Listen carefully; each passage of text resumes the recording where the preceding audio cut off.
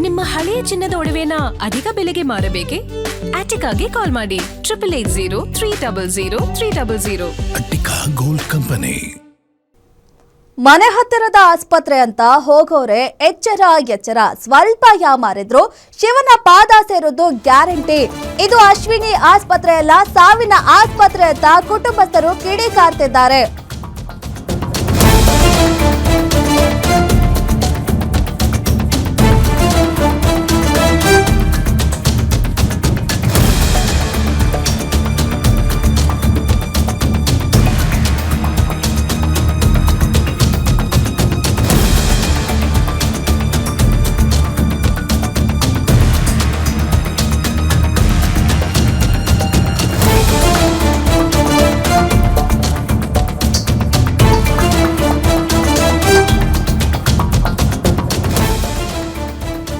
ಮನೆ ಹತ್ತಿರ ಆಸ್ಪತ್ರೆ ಅಂತ ಹೋಗೋರೆ ಎಚ್ಚರ. ಈ ಸ್ಟೋರಿ ಕೇಳಿ ಸ್ವಲ್ಪ ಯಾಮಾರಿದ್ರು ಶಿವನ್ ಪಾದ ಸೇರೋದು ಗ್ಯಾರಂಟಿ ಆಗೋಗಿದೆ. ಇದು ಅಶ್ವಿನಿ ಆಸ್ಪತ್ರೆ ಅಲ್ಲ, ಸಾವಿನ ಆಸ್ಪತ್ರೆ ಅಂತ ಹೇಳ್ತಾ ಇದ್ದಾರೆ ಕುಟುಂಬಸ್ಥರು. ಏನಾಗಿದೆ ಅಂತ ನೋಡೋದಾದ್ರೆ, ವಾಂತಿ ಆಗ್ತಿದೆ ಡಾಕ್ಟ್ರೆ ಅಂತ ಆಸ್ಪತ್ರೆಗೆ ಬಂದ ವ್ಯಕ್ತಿ ಯಮಲೋಕ ಸೇರಿದ್ದಾರೆ.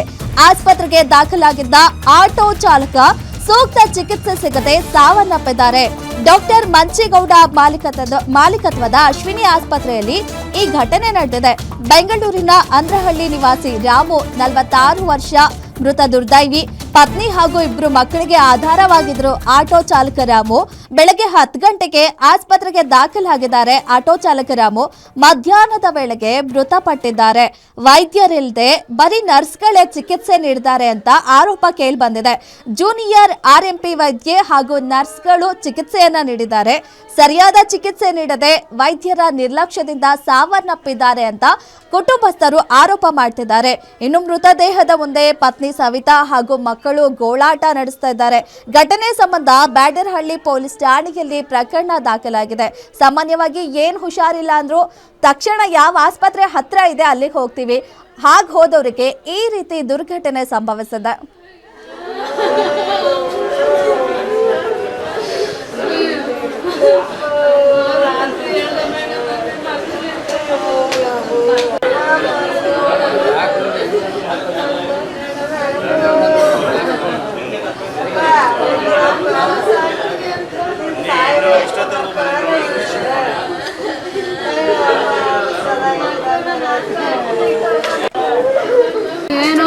ಏನ್ ಹೇಳ್ಬೇಕಂದ್ರೆ ಏನೋ ಪಾಪ ಬಡವರ್ಕಂತ ಈ ತರ ಅಂತ ಬಂದ್ರೆ ಏನ್ ಮಾಡ್ಬೇಕು ನನಗೆ ಅರ್ಥ ಆಗ್ತಾ ಇಲ್ಲ.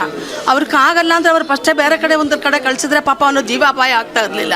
ಏನಕ್ಕೆ ಅಂದ್ರೆ ಅಮಾಯಗರಂತ ತಿಳ್ಕೊಂಡು ಈ ತರ ಮಾಡೋದು ದೊಡ್ಡ ತಪ್ಪಲ್ವಾ ಸರ್?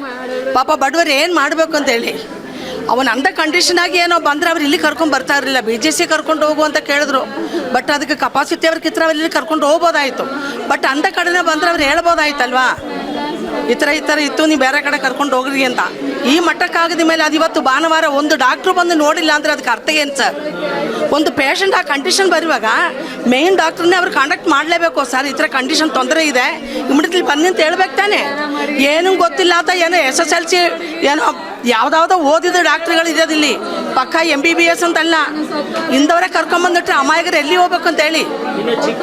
ಮತ್ತೆ ಅವ್ನು ಚಿಕ್ಕ ವಯಸ್ಸು ಸರ್, ನನ್ನ ಮುಂದೆ ಬೆಳ್ಕೊಂಬಂತ ಮಗ ಅವನು. ಸರ್ ವಾಮಿಟ್ ಮಾಡ್ಕೊತಿದ್ರು ಅಷ್ಟೇ ಸರ್. ಸುಸ್ತಾಗ್ತಿತ್ತು ಅಂತ ಕರ್ಕೊಬಂದ ಸರ್ ಅಷ್ಟೇ. ನಾವು ಆಸ್ಪತ್ರೆ ರಾತ್ರಿನೇ ಹೋಗೋಣ ಅಂದ, ಬೇಡ ಬೆಳಗ್ಗೆ ಹೋಗೋಣ ಬಿಡಿ ಅಂದ್ಬಿಟ್ಟು ಬೆಳಗ್ಗೆ ಕರ್ಕೊಂಡು 10 ಗಂಟೆಗೆ ಕರ್ಕೊಬಂದ ಸರ್. ಅವರು ಇಂಜೆಕ್ಷನ್ ಕೊಟ್ಟರು, ಏನು ಕೊಟ್ಟರು ಅಂತ ಸುಸ್ತಾಗ್ತೈತೆ ಅಂತ ಕೊಟ್ಟರು. ಆಮೇಲೆ ಬೇರೆ ಕಡೆ ಕರ್ಕೋಗಿ ಅಂತಲೂ ಹೇಳಿಲ್ಲ ಸರ್ ಅವರು. ನಮಗೇನು ಹೇಳ್ದಂಗೆ ಹಿಂಗೆ ಮಾಡಿಬಿಟ್ರು. 10 ಗಂಟೆಗೆ ಬಂದ ಸರ್. ನಾವು 10 ಗಂಟೆಲ್ಲೇ ಹೇಳಿದೆ ಬೇರೆ ಕಡೆ ಕರ್ಕೊ ಹೋಯ್ತಿದ್ದು. ಏನು ಹೇಳಿಲ್ಲ ಸರ್, ಚೆನ್ನಾಗೇ ಇದ್ದ ಸರ್. ಚೆನ್ನಾಗೇ ಬಂದ, ಗಂಜಿ ಕುಡ್ಕೊಂಡು ಎಲ್ಲ ಮಾಡ್ಕೊಂಡು ಬಂದ. ನನ್ನ ಜೊತೆನೇ ಕೆಲ್ಸಕ್ಕೆ ಹೋಗ್ಬೇಡ ಇವತ್ತು ಕನೆ ಮನೇಲೇ ಇರು ಅಂತಂದ ಅಷ್ಟೇನೆ. ಇಲ್ಲ ಬೈಕಲ್ಲಿ ಕರ್ಕೊಬಂದ ಸರ್. ನಡ್ಕೊಂಡು ಚೆನ್ನಾಗೇ ನಮ್ಮ ಭಾವ ಇದ್ರು, ಅವ್ರ ಜೊತೆ ಬಂದು ಚೆನ್ನಾಗೇ ಇದ್ದ ಸರ್. ಚೆನ್ನಾಗೇ ಮಾತಾಡ್ದ, ನಡಿ ಮನೆಗೆ ಹೋಗೋಣ ಅಂತ ಹೇಳ್ದೆ ಸರ್ ಅಷ್ಟೇ. ಅವ್ರೇನು ಹೇಳಲಿಲ್ಲ, ಕರ್ಕೊಂಡೋಗಿ ಅಂದ್ರೆ ನಾವು ಬೇರೆ ಕಡೆನಾರ ಹೊಂಟೋಯ್ತಿದ್ದೋ. BGSಗೆ ಹೋದ್ರೆ ದೂರ ಆಗುತ್ತಲ್ಲ ಅಂತ ಇಲ್ಲಿ ಸುಸ್ತಕ್ಕೆ ಒಂದು ಸ್ವಲ್ಪ ಸರ್ ಈಗ ಏನಾಗಿದೆ ಅಂತಂದರೆ ಇವಾಗ ಹಾಸ್ಪಿಟಲ್ ಅಂತಂದು ಬೋರ್ಡ್ ಹಾಕೊಂಡಿದ್ದಾರೆ. ಸೊ ಹಾಸ್ಪಿಟಲ್ನಲ್ಲಿ ಮೇಯ್ನ್ ಅಂತಂದರೆ ಈಗ ಹಾಸ್ಪಿಟಲ್ನಲ್ಲಿ ಈಗ ಒಂದು MBBS ಮಾಡಿರ್ತಕ್ಕಂಥದ್ದು ಇಲ್ಲ MD ಮಾಡಿರ್ತಕ್ಕಂಥ ಒಬ್ಬ ಡಾಕ್ಟರ್ಸ್ ಇಲ್ಲ ಇಲ್ಲಿ ಯಾರು. ಒಂದು ಎರಡನೇ ದಿನ ಏನಂತಂದ್ರೆ ನೋಡಿ, ಬಂದು ನಮ್ಮ ಸ್ನೇಹಿತರು ರಾಮು ಅಂತ ಏನಾಗಿದೆ ಕರ್ಕೊಂಬಂದು ಅಡ್ಮಿಟ್ ಮಾಡಿ ನಾವು ಕಣ್ಬಂದು ನಾವಿಲ್ಲೇ ಇದ್ದು ಏನಾಗಿದೆ ಚೆನ್ನಾಗೇ ಇದ್ದ ಮನುಷ್ಯ. ಈಗ ಏನಾಯಿತು ಚೆನ್ನಾಗಿದ್ದಾಗ ವಾಮಿಟ್ ಆಗ್ತಾ ಇದೆ ಅಂತ ಹೇಳ್ಬಿಟ್ಟು ಏನೋ ಆಯಿತು ಅಂತೇಳಿ ಮಾತಾಡ್ಬಿಟ್ಟು ಗ್ಲೂಕೋಸ್ ಹಾಕ್ತೀವಿ ಅಂತೇಳಿ ಏನೋ ಟ್ರೀಟ್ಮೆಂಟ್ ಸ್ಟಾರ್ಟ್ ಮಾಡಿದರು. ಗ್ಲೂಕೋಸ್ ಆಗಿ ವಿತಿನ್ ಒಂದು 5-6 ಮಿನಿಟ್ಸ್ ಅಷ್ಟೇ ಅವನಲ್ಲಿ ಏನಂತಂದರೆ ಬಾಡಿಲಿ ರಿಯಾಕ್ಷನ್ ಇಲ್ಲ. ನಾವು ಕಣ್ಮುಂದೆ ನೋಡ್ತಾ ಇರೋದು ನಾನು, ರಿಯಾಕ್ಷನ್ ಇಲ್ಲ. ನೋಡಿ ಅಂತಂದರೆ ಅಟ್ಲೀಸ್ಟ್ ಅವ್ರು ಬಂದು ಏನಂತಂದರೆ ಕರೆಕ್ಟಾಗಿ ಈಗ ಅವನು ಡಾಕ್ಟ್ರು ಅಂತ ಹೇಳಿದ್ರೆ BMS ಮಾಡಿದ್ದಾರೆ ಅಂತ ನಾವು ಕೇಳಿದ್ದು, ಏನು ಮಾಡಿದ್ದೀರಾ ನೀವು ಅಂತಂದರೆ BMS ಮಾಡ್ರೂ ಇವಾಗ ಗ್ಲೂಕೋಸ್ ಆಗೋಕ್ಕೆ ಮತ್ತು ಇಂಜೆಕ್ಷನ್ಸ್ ಮಾಡೋಕ್ಕೆ ಯಾವ್ದಾರ ಒಂದು ಇದೆಯಾ? ಒಬ್ಬರು MBBS ಮಾಡ್ರೆ ಒಬ್ಬರು ಇಂಜೆಕ್ಷನ್ ಮಾಡೋದು ಒಂದು ಇದಿರಲ್ಲ, ರೂಲ್ ಇಲ್ಲ ಹಾಕಿದ್ದು. ಈಗ ಏನಂತಂದರೆ ಅಟ್ಲೀಸ್ಟ್ ಅಷ್ಟು ಆಯಿತು. ಇವಾಗ ಏನೋ ಒಂದು ಈಗ ಹಾರ್ಟ್ ಬೀಟ್ ಏನೋ ನಿಂತೋಗಿದೆ ಅಂತಂದರೆ ಒಂದು ಫಸ್ಟ್ ಏಡ್ ಮಾಡೋಕ್ಕೆ ಒಂದು CPR ವ್ಯವಸ್ಥೆ ಇಲ್ಲ ಇಲ್ಲಿ ಹಾಸ್ಪಿಟಲ್ಲು, ದೊಡ್ಡ ಹಾಸ್ಪಿಟ್ಲು. ಇದು ಕ್ಲಿನಿಕ್ಕಿಂತ ಕಡೆಯಾಗಿದೆ ಆ್ಯಕ್ಚುಲಿ ಇದು ಹಾಸ್ಪಿಟಲ್ ಅಂತಂದರೆ. ಈಗ ಅವನು ಆ ಸಾವಿಗೆ ಈ ಹಾಸ್ಪಿಟಲ್ ಕಾರಣ. ಯಾಕೆಂತಂದರೆ ನಾವು ನೋಡೋಕೆ ಹೋದರೆ ಇದು ಸಾವುನಕ್ಕಿಂತ ಕೊಲೆಯಿಂದ ಒಂದು ಲೆಕ್ಕಾಚಾರಕ್ಕೆ ನಾವು ಹೇಳ್ಬೇಕಾಗತ್ತೆ. ಈಗ ಅವ್ರ ಮಕ್ಕಳು ಹೆಂಡ್ತಿಗೆ ಯಾರಿದ್ದಾರೆ? ಯಾರೂ ಇಲ್ಲ. ಖಂಡಿತವಾಗಲೂ ಇದಕ್ಕೆ ನಮಗೆ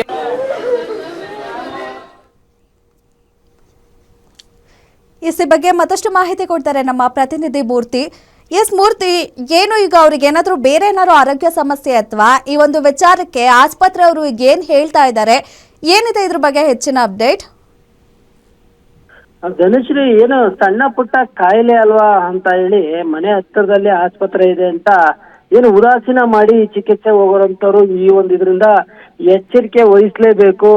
ಏನು ಇಲ್ಲಾಂದ್ರೆ ಸ್ವಲ್ಪ ಯಾಮಾರಿದ್ರು ಕೂಡ ಶಿವನ್ ಪಾದ ಸೇರೋದು ಗ್ಯಾರಂಟಿ ಅನ್ನೋದು ಈ ಒಂದು ಘಟನೆಯಿಂದ ಸಾಬೀತಾಗಿರೋಂಥದ್ದು. ಬೆಂಗಳೂರಿನ ಅಂದ್ರಳ್ಳಿಯಲ್ಲಿ ಏನೋ ಚಿಕಿತ್ಸೆಗಾಗಿ ಏನೋ ಅಶ್ವಿನಿ ಆಸ್ಪತ್ರೆ ಇದೆ, ಅಲ್ಲಿ ದಾಖಲಾಗಿದ್ರು ಈ ರಾಮು ಅಂತ. ಅವರು ಆಟೋ ಚಾಲಕ ಆಗಿರೋಂಥದ್ದು. ಹಾಗಾಗಿ ಅವರು ಇವಾಗ ಮೃತಪಟ್ಟರು ಅಂತ ಒಂದು ಘಟನೆ ನಡೆದಿರೋಂಥದ್ದು.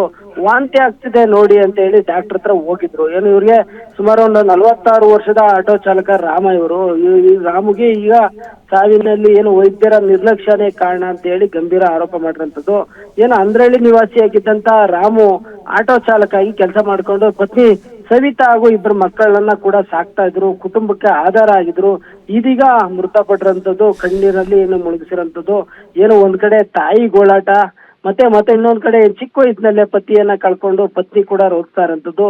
ಏನೋ ಇದು ಬೆಳಿಗ್ಗೆ ಏನ್ ತಿಂದ್ರು ವಾಂತಿ ಆಗ್ತಿತ್ತಂತೆ. ಹಂಗಾಗಿ ಏನ್ ಮಾಡಿದ್ದಾರೆ ಇವರು, ಬೆಳಗ್ಗೆ 7 ಗಂಟೆ ಸುಮಾರಕ್ಕೆ ಏನು ಅಶ್ವಿನಿ ಆಸ್ಪತ್ರೆಗೆ ಹೋಗಿದ್ದಾರೆ.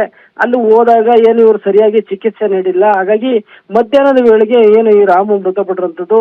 ಅವರಿಗೆ ಸೂಕ್ತ ಸಮಯದಲ್ಲಿ ಸೂಕ್ತ ಚಿಕಿತ್ಸೆ ನೀಡಿಲ್ಲ. ಇದೇ ವೈದ್ಯರ ಬದಲಿಗೆ ಏನೋ ಅಲ್ಲಿರಂತ ಏನು RMP ವೈದ್ಯ ಇದ್ದ ಜೂನಿಯರ್ ಅವನ ಕಡೆ ಏನ್ ಚಿಕಿತ್ಸೆ ನಡೆಸಿದ್ದಾರೆ, ಈ ನರ್ಸ್ಗಳೇ ಚಿಕಿತ್ಸೆ ಕೊಟ್ಟಿದ್ದಾರೆ ಅಂತ ಹೇಳಿ ನಮ್ಮ ಗ್ಯಾರಂಟಿ ನ್ಯೂಸ್ಗೆ ಏನು ತನ್ನ ಕುಟುಂಬಸ್ಥರು ಹೇಳಿರೋಂಥದ್ದು. ಏನು ರಾಮು ಅವರ ಆರೋಗ್ಯದಲ್ಲಿ ಏರ್ಪೇರು ಕೂಡ ಏನು ಅವಾಗ ಸ್ವಲ್ಪ ಅದೇನು ಸುಸ್ತಾಗಿ ಸ್ವಲ್ಪ ಬಳಲಂಕ ಕಂಡ್ರೂ ಕೂಡ ಚಿಕಿತ್ಸೆ ಕೊಡ್ಲೆ ಏನು ನಿರ್ಲಕ್ಷ್ಯ ವಹಿಸಿದ್ದಾರೆ ಅಂತ ಹೇಳಿ ಕುಟುಂಬಸ್ಥರು ಏನು ತೀವ್ರ ಆಕ್ರೋಶನ ವ್ಯಕ್ತಪಡಿಸಿದ್ರು. ಏನು ಇವಾಗ ಈ ರಾಮು ಸಾವಿನಿಂದ 2 ಮಕ್ಕಳ ಪರಿಸ್ಥಿತಿ ಏನು 14 ವರ್ಷದ ಇವರಿಗೆ ರಾಮು ಏನು ತೈರೋಗಿದ್ದಾರೆ, ಅವ್ರಿಗೆ 14 ವರ್ಷದ ಅವಳಿ ಜವಳಿ 2 ಹೆಣ್ಮಕ್ಳಿದ್ದಾರೆ, ದಿವ್ಯಾ ಮತ್ತು ರಮ್ಯಾ ಅಂತ. ಅವರು ಇವಾಗ ಪಾಪ ತಂದೆಯನ್ನು ಕಳ್ಕೊಂಡು ಕಣ್ಣೀರಿಟ್ಟಿರೋಂಥದ್ದು. ತಂದೆನೇ ಕುಟುಂಬಕ್ಕೆ ಆಧಾರ ಆಗಿದ್ರು. ಇದೀಗ ಅವರನ್ನ ಕಳ್ಕೊಂಡಿದೀವಿ, ನಮ್ಮ ಕುಟುಂಬಕ್ಕೆ ನ್ಯಾಯ ಒದಗಿಸ್ಬೇಕು ಅಂತ ಹೇಳಿ ಪಾಪ ಪುಟ್ಟ ಏನು 2 ಹೆಣ್ಮಕ್ಳು ಕೂಡ ಗೋಗಿರಿತಾ ಇರೋಂಥದ್ದು ಮನಕಲ್ಕರ್ತಿತ್ತು.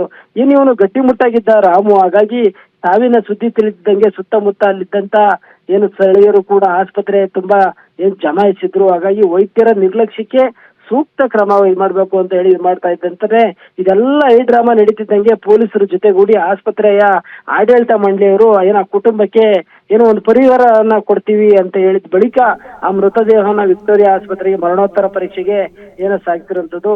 ಹಾಗಾಗಿ ಘಟನೆಗಳಿಗೆ ಸಂಬಂಧಪಟ್ಟಂಗೆ ಕುಟುಂಬ ಏನು ಬ್ಯಾಟರಾಡಿ ಪೊಲೀಸರು ತನಿಖೆಯನ್ನ ಮುಂದುವರಿಸಿರೋಂಥದ್ದು. ಧನುಶ್ರೀ. ಓಕೆ, ಥ್ಯಾಂಕ್ ಯು ನಿಮ್ಮೆಲ್ಲ ಮಾಹಿತಿಗೆ.